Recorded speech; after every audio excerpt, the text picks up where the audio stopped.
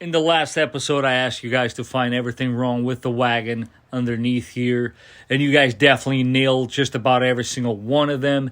We got mixed-matched sway bar links, a botched job with the exhaust, a parking cable that is clearly loose and just dangling there. Yes, a lot of rust, but that was not necessarily what I was too concerned with. But there are indeed more mixed-match links, leaking front axle, and of course, there are leaks with the oil pan, both on the drain plug and the seal itself. Axle seal is leaking.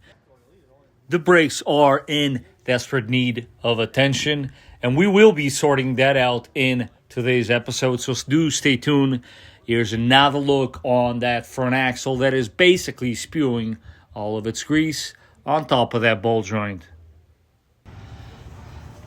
I don't know which one of you guys noticed, but buddy Justin just pointed that out. And yeah, parking brake on the driver's side needs to be reattached. We will see if it is indeed still working or if it needs replacement. Now, upon attempting to install the parking cable, it was very clear the cable itself is seized. So for now, we're gonna go ahead and, yes, zip tie it out of the way from the wheel and also from dragging. So parking brake to the list.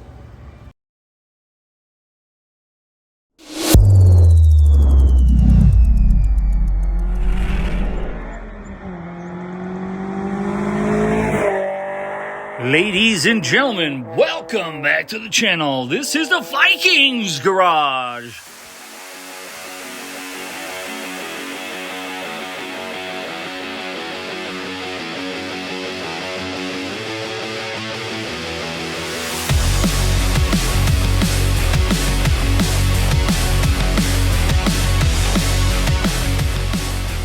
As far as this front brake job is concerned, guys, there's not a whole lot to see here. A few specialty tools, but they can be very easily found at your local parts store. First one is the hand impact driver.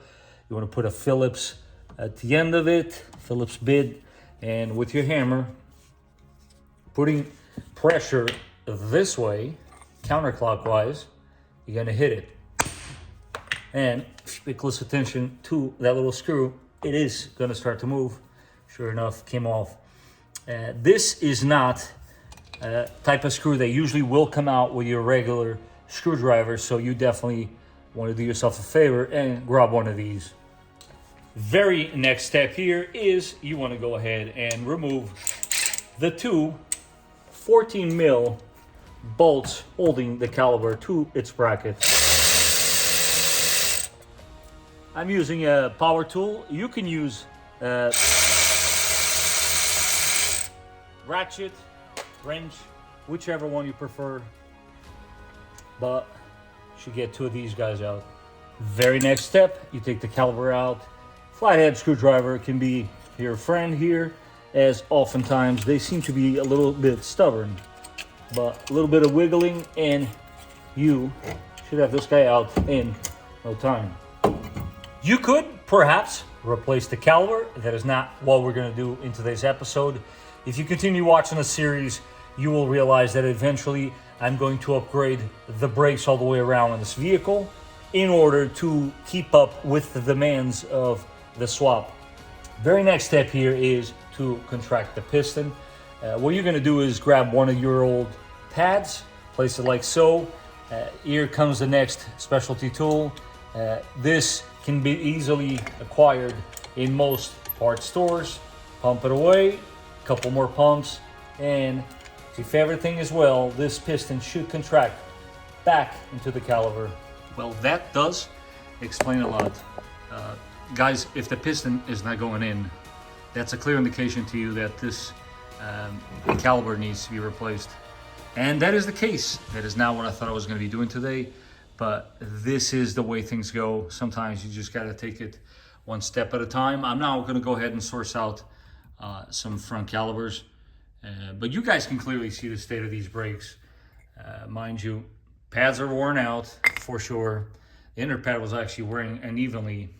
Shocker, I wonder why. But most importantly, this is obvious the reason why my braking was terrible. But not to worry, I'm gonna go ahead now and replace them. And of course, I'll show you how to do it step by step. Quick and easy way to do this: remount your caliper so that you have a better leverage to then crack loose your brake hose line. I have, of course, a pan underneath to catch a bit of a mess. Usually you can cut the flow of the brake fluid by snipping it there. I'm going to do this quick, guys, because again, we're not replacing the brake hoses, and I feel like if I put any pressure on these brake lines, it's going to create a bit of a problem. So let's go ahead and swap these guys out real quick. Grab the new one. Again, place it temporarily on the bracket, like so. This is kind of key for the old-time viewers of mine. You might remember the LS400 that I bought. It only had one of these crush washers. You're supposed to have two, and it's basically one on each side of the brake line. Hopefully, I'm not blocking the shot too much, but I think you guys can see what I'm referring to. One on each side. Let's go ahead now, install it in the correct location. And it basically goes like so. Let's see. I know, classic shots here, right? Patience is key. Nice and easy. And should be in no time. For some odd reason, we're dealing with an 11 here. Now I know there is torque spec. I'll put it up there for you guys to see. But the key here, guys, is crushing both of those washers, and that is how you're creating a seal. Breaking these 17s loose, guys, a breaker bar is going to be your friend. So let's give it a go. As always, there you go.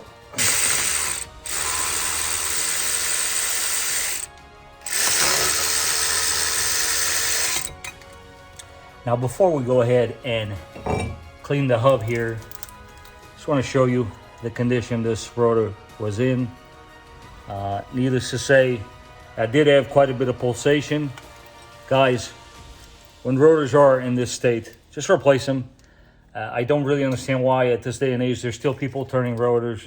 Just replace them. It's inexpensive and gets you a lot more time before you have to go ahead and replace it again. And I just noticed also that the shield in the back is completely gone, and that's all right. I'm okay with that. That would have actually become a problem when we go to upgrade the brakes, but we'll cross that bridge when we get there. Now let's go ahead with a brush and clean the surface as best as we can.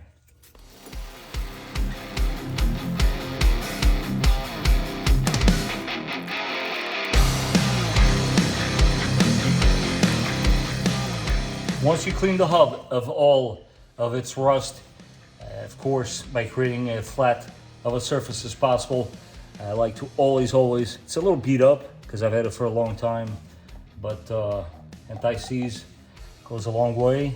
Again, don't have to go too crazy with this stuff, guys. This is more or less to make the next guy's life easier. In this case, it's going to be me, because these rotors will be coming out more or less, let's give ourselves a ballpark here, a year from now, but we shall see, because I am still deciding, do I want to go Brembos? Do I want to go RL? Still trying to figure that out. If you guys do have any suggestions, if you've done a big brake kit on this platform, let me know what you would recommend. I personally am starting to lean towards the RL calibers. I think it's a decent size with some adapters and not much else. That will obviously do the trick.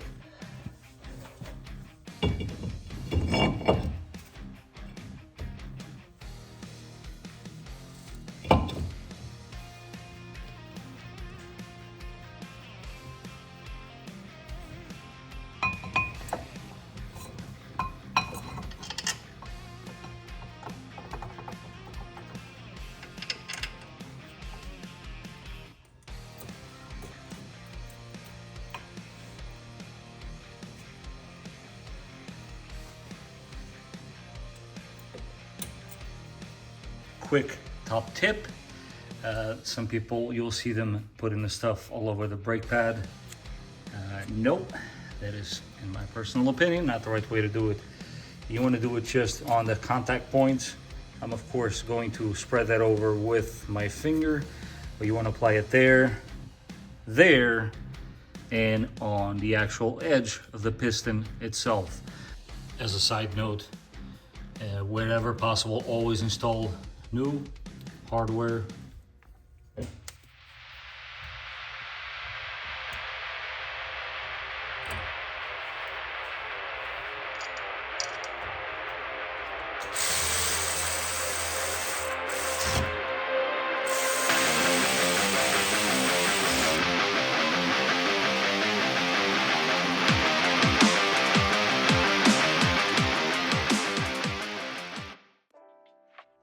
Always get a body to leave the brakes. Go ahead, pump it. You pump it 3 times and then hold it on the third. I'm holding. All right, hold it. Hold it all the way down, right? Pedal traveled?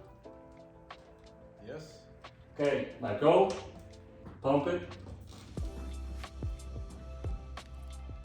Holding. Okay.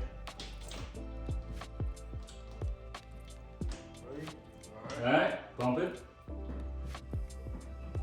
The key here, guys, is to never ever let go of the brake pedal until told so. All right, Holding. holding. Okay, one more time. Holding. Okay. We're gonna do it one more time. Go ahead. Holding.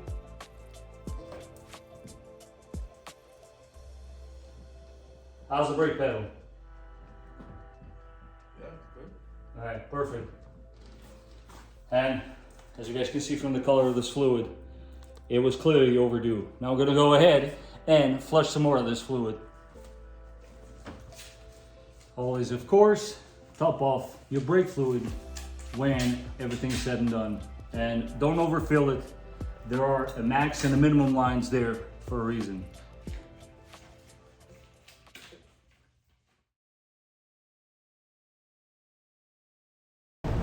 This is the stuff they don't talk about. Yeah, these little screws, man. This one was already missing. You best believe it's not going back in. And on this side, that's how I got it. Broken.